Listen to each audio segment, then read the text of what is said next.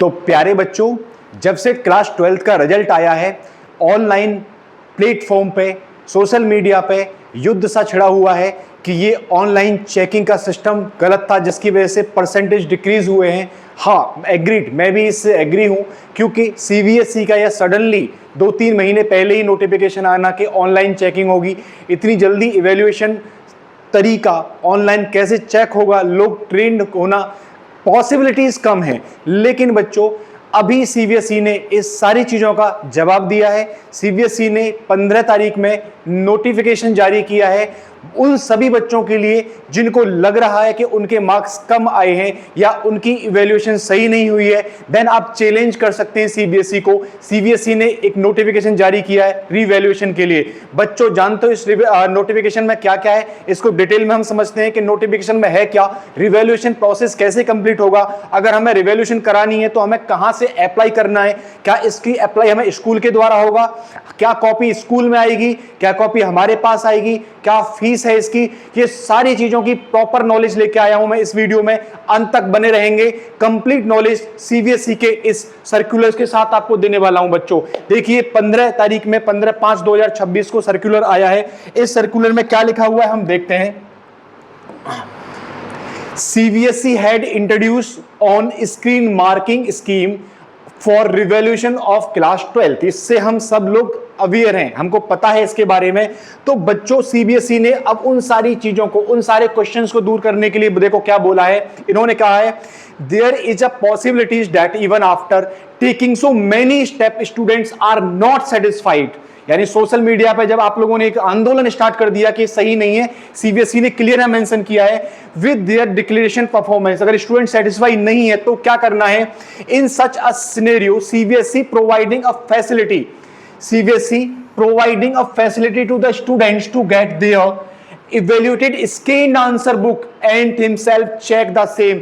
यानी आप evaluated answer sheet को घर मंगा सकते हो और खुद से चेक कर सकते हो कि आपकी आंसर शीट में चेकिंग सही हुई है या गलत हुई है। देखो बच्चों, इन्होंने और क्या बोला है, बहुत अच्छे से हम समझेंगे, उसके बाद ही कोई स्टेप आगे लेंगे। सीबीएसई ने क्लियर किया है students will be provide scanned answer book of the desired subject. यानी जिस सब्जेक्ट की आप आंसर बुक चाहते हो उस सब्जेक्ट की आपको आंसर बुक मिलेगी। And they may check their answer book and inform CBSE if they find any issues that are identifiable. यानी अगर कोई इशू आप इसमें आइडेंटिफाई करते हो तो आप क्या करोगे? सीबीएसई को इन्फॉर्म कर सकते हो उसके लिए।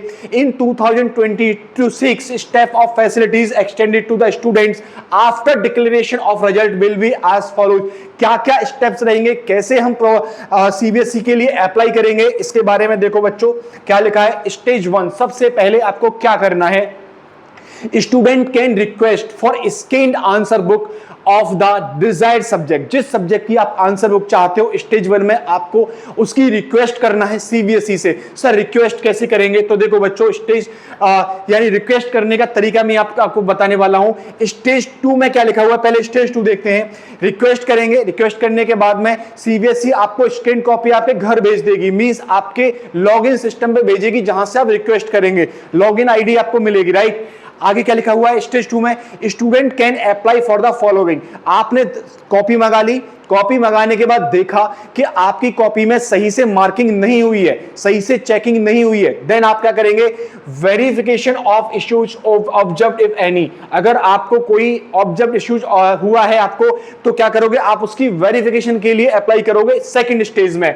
रिवैल्यूएशन ऑफ आंसर, उसके बाद क्या होगा? आपके आंसर की रिवैल्यूएशन की जाएगी। आगे देखो बच्चों, student avail these facilities are requested to read the guideline carefully before applying for any step. यानी आपको कोई भी स्टेप अप्लाई करने से पहले गाइडलाइंस को बहुत अच्छे से समझना होगा बच्चों। वो गाइडलाइंस मैं आपको समझा रहा हूं प्रॉपर तरीके से, एंड तक देखते रहेंगे हम इस वीडियो को। सारी की सारी गाइडलाइंस मैं आपको समझा रहा हूं, अप्लाई करने से लेके चेक करने तक और आपके मार्कशीट के घर आने तक की सारी गाइडलाइंस मैं आपको यहां बताऊंगा। तो देखो बेटा, जनरल गाइडलाइंस क्या दी हुई है? The complete process of marking is a request and payment of the processing fees online। बच्चों, आप जब फर्स्ट स्टेज में एप्लीकेशन भेजेंगे, ऑनलाइन ही एक्सेप्टेबल है आपकी फीस। यानी जब आप आंसर शीट चेक करने के लिए सीबीएसई को रिक्वेस्ट करेंगे तो अप्लाई करना पड़ेगा फर्स्ट स्टेज में, और उसके लिए आपकी फीस भी जाएगी। प्रोसेसिंग फीस कितनी है सर, अभी डिस्कस करेंगे उसके बारे में, सब कुछ लिखा हुआ दिखाऊंगा आपको मैं। ओके बच्चों, no application after the schedule date, जो डेट डिसाइड की है सीबीएसई ने उसके बाद एप्लीकेशन नहीं ली जाएगी। And time and offline mode will be accepted. बच्चों ऑफलाइन मोड भी एक्सेप्टेड नहीं है तो मतलब सिर्फ और सिर्फ ऑनलाइन फीस ली जाएगी आपसे, आप ऑनलाइन अप्लाई कर सकते हैं सिर्फ। बच्चों समझ में आया? आगे देखिए, the processing charge can only be deposited online. Credit card से कर सकते हैं आप, डेबिट साइड से कर सकते हैं, डेबिट कार्ड से कर सकते हैं आप, नेट बैंकिंग से कर सकते हैं आप। Processing charge shall not be accepted through postal order या डीडी या मनी ऑर्डर, ये एक्सेप्टेड नहीं होंगे। मतलब नेट बैंकिंग ऑनलाइन आप कर सकते हैं, सिंपल सी बात है भैया यहां पर, ठीक है।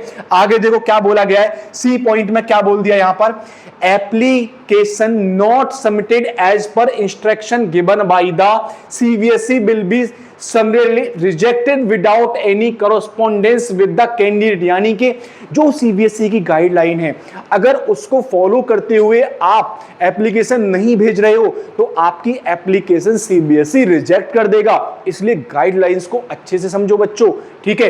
तो पहले हमने क्या समझा कि हमको ऑनलाइन अप्लाई करना है, हमको फीस भी ऑनलाइन पे करनी है, DD demand draft postal order money order वगैरह नहीं चलेंगे। आगे, only single application for each step will be accepted. यानी कि अगर सबसे इंपॉर्टेंट पॉइंट है बच्चों, बहुत इंपॉर्टेंट, सुनो ध्यान से, अगर आपको लग रहा है कि आपके 2 सब्जेक्ट में इवैल्यूएशन गलत हुई है तो आप 2 सब्जेक्ट का अलग अलग अप्लाई नहीं करेंगे, आपको एक ही बार चांस मिलेगा अप्लाई करने के लिए। तो जितनी भी सब्जेक्ट में आपको इवैल्यूएशन करानी है एक ही बार में अप्लाई करना है, सिंगल चांस मिलता है बच्चों, क्लियर लिखा हुआ है। Only single application for each step will be accepted in the online process. The candidate must be decide in advance whether he has to apply for one subject or multiple subject. यानी पहले से सोच लो भैया एक subject के लिए apply करना है या एक से ज्यादा के लिए करना है। अगर आपने देखा कि एक बार हमने अकाउंट के लिए अप्लाई कर दिया, दूसरे बार हम बिजनेस में भी हमें लग रहा है यार कम मार्क्स है इसके लिए भी अप्लाई कर देते हैं, वो नहीं होगा। अकाउंट बिजनेस जो भी सब्जेक्ट्स हैं आपके, आपको सिंगल टाइम ही अप्लाई करना है। उन सब्जेक्ट को पहले से डिसाइड कर लो कि किस किस के लिए अप्लाई करना है बच्चों, ठीक है।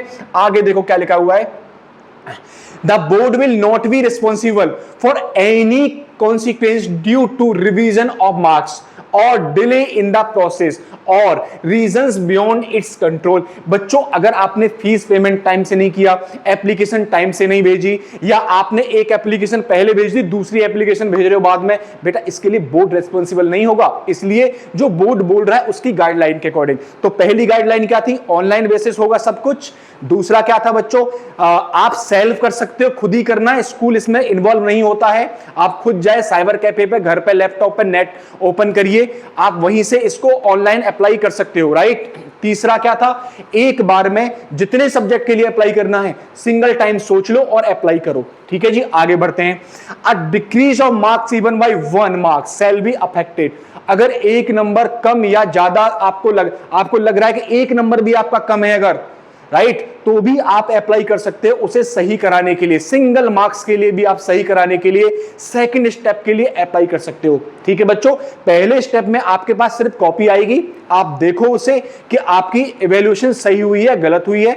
उसके बाद आपको लग रहा है कि एक नंबर भी कम है तो आप री इवैल्यूएशन के लिए अप्लाई कर सकते हो सेकंड स्टेप के लिए, वो भी मैं आपको बताता हूं। देखो, in case where there is a change in marks, both increase and decrease, such a candidate shall have to surrender the mark statement cum certificate which is in their possession. Thereafter they shall be issued new mark sheet. हाँ बच्चों देखो, अब बात ये आती है sir हमारी marksheet तो प्रिंट हो गई होगी, वो नई मार्क्स में अगर हमारे बढ़ेंगे तो वो हमें कैसे बढ़ेंगे, उसमें कब मिलेगी मार्कशीट। तो बच्चों मैं बता दूं आपको, पहले आपको अपनी पुरानी मार्कशीट जो पहले से ही प्रिंटेड होगी वो स्कूल के द्वारा सर्व करनी है बोर्ड को, वो बोर्ड के पास जाएगी। जब वो वहां पहुंच जाएगी उसके बाद बोर्ड आपकी न्यू मार्कशीट प्रिंट करके आपको प्रोवाइड कराएगा। ये मार्कशीट आपको स्कूल के द्वारा सबमिट करनी है बच्चों, ओके। आप पुरानी मार्कशीट सबमिट करोगे, उसके बाद ही नई मार्कशीट आपके लिए मिलेगी, इशू की जाएगी। तो ये क्लियर लिखा हुआ है, देख लीजिए, candidate shall have to surrender the marks statement cum certificate which is in the position, यानी पहले से जो मार्कशीट आपके पास है पहले उसे सबमिट करेंगे, उसके बाद न्यू मार्कशीट आपको मिलेगी। ओके जी, आगे देखिए, application for obtaining a scanned copy of the evaluated answer sheet. बात अब ये आती है कि आपको स्कैन करने के लिए, स्कैन्ड कॉपी इवेल्युएट करने के लिए मिलेगी कैसे, समझ में कैसे आएगा, अब यहां से समझते हैं। देखिए बच्चों क्या लिखा हुआ है, the first step involve requesting for a scanned copy evaluated answer book. सबसे पहले आपको एप्लीकेशन भेजनी है फर्स्ट स्टेप में, किस लिए, आंसर शीट मंगाने के लिए, जितने भी सब्जेक्ट के मंगाना चाहते हैं, मैंने आपको बता दिया ऑलरेडी। आगे क्या बोला गया है, प्रोसेसिंग चार्ज, जो भी फीस होगी वो आपको भेजना है, जो भी एनेक्चर 1 में होगा, ये देखेंगे एनेक्चर 1 उसमें कितनी फीस है, सब कुछ इसके बारे में बात करेंगे। उसके बाद application need to be submitted by the candidate only. बच्चों जिसका एग्जाम है, जिसने पेपर दिया है, जिसके मार्क्स गलत आए हैं, वही एप्लीकेशन सबमिट करेगा, ये याद रखिएगा आप लोग। ओके, आप खुद ही करेंगे। कहां से कर सकते हैं, किसी भी साइबर कैफे से जाके कर सकते हैं, या आपके पास लैपटॉप है, इंटरनेट की फैसिलिटी है, आप खुद कर सकते हैं। ओके बच्चों, आगे देखिए, application will be provide a scanned copy of the answer book in their login form where they can download the same. बच्चों आपसे लॉगिन डिटेल ली जाएगी, जो आप लॉगिन डिटेल प्रोवाइड करोगे उसी लॉगिन डिटेल पर आपको आपकी स्कैन्ड कॉपी मिल जाएगी, जो आपकी चेक्ड हुई होगी, जो सीबीएसई ने पहले चेक की है। राइट, अब आपके पास कॉपी आ गई, अब क्या करोगे, आप उस कॉपी को अगेन क्या करोगे बच्चों, चेक करोगे खुद से। खुद से कैसे चेक करोगे, आप एक बोर्ड का पेपर डाउनलोड करो, जो आपका पेपर है आपके पास हो तो बहुत अच्छी बात है, उसकी आंसर की बोर्ड ने ऑनलाइन आप प्लेटफॉर्म पर प्रोवाइड करा दी हैं, वहां से एक आंसर की भी डाउनलोड करो और उसका प्रिंट आउट निकालो। बच्चों आंसर की से मैच करो, जो आपकी इवेल्युएटेड स्कैन्ड कॉपी मिली है, दोनों को मैच करो।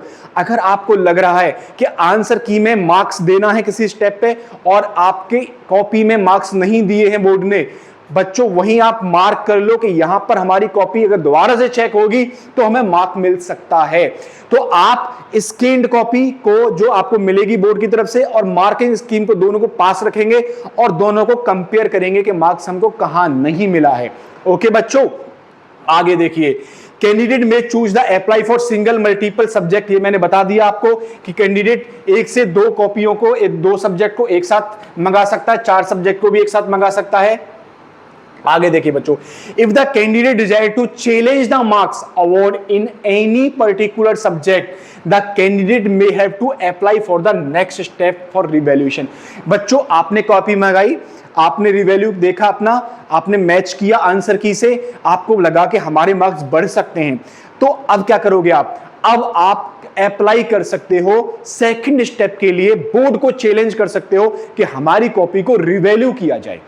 समझ में आया, यानी कि आपने पहले स्टेप में एप्लीकेशन भेजनी है कॉपी मंगाने के लिए, आपको लगा कॉपी मंगाने के बाद मार्क्स बढ़ रहे हैं, सेकंड स्टेप में बोर्ड को चैलेंज करना है कि हमारे मार्क्स यहां इन पॉइंट्स पर बढ़ रहे हैं। आपको क्लियर वर्ड्स में बताना है, लिख के देना है कहां कहां किस स्टेप पे मार्क्स बढ़ रहे हैं, जिससे कि उनको बोर्ड को समझने में, अंडरस्टैंड करने में इजी रहे।